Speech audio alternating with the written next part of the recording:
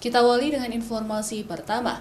Saudara, markas polisi atau Pospol Polres Aceh Barat di Pantandre diberondong orang tak dikenal dengan menggunakan senjata api Kamis dini hari. Tak ada korban jiwa dalam insiden penembakan itu.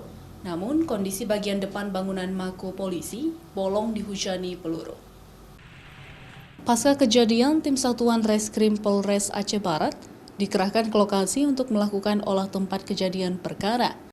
Lokasi mako pos polisi di Pantandre ini langsung dipasang garis polisi. Akibat penembakan itu, bagian depan bangunan markas pospol ini meninggalkan bekas sasaran timah panah dan bagian kaca bolong.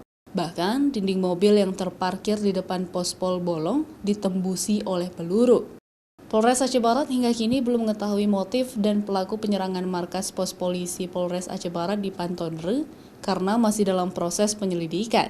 Telah terjadi penembakan terhadap mako Pospol Pantandre Polres Aceh Barat.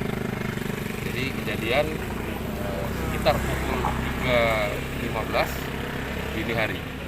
Tembakan itu kita masih kumpulkan barang bukti di lapangan, dan untuk pelaku juga masih dalam penyelidikan dari pihak Reskrim dan nanti kita akan di-backup oleh Polda Aceh. Belum bisa kita katakan demikian ya, itu asumsi saja. Alhamdulillah pada saat kejadian tidak ada korban sama sekali. Petugas ada di tempat? Ada, petugas sedang melaksanakan jaga di pospol. Dari lokasi, penyidik Satuan Reskrim Polres Aceh Barat mengamankan barang bukti sejumlah selongsong peluru untuk mengungkap motif dan pelaku penyerangan itu. Raja Umar, Arif Fahmi, Kompas TV, Aceh Barat.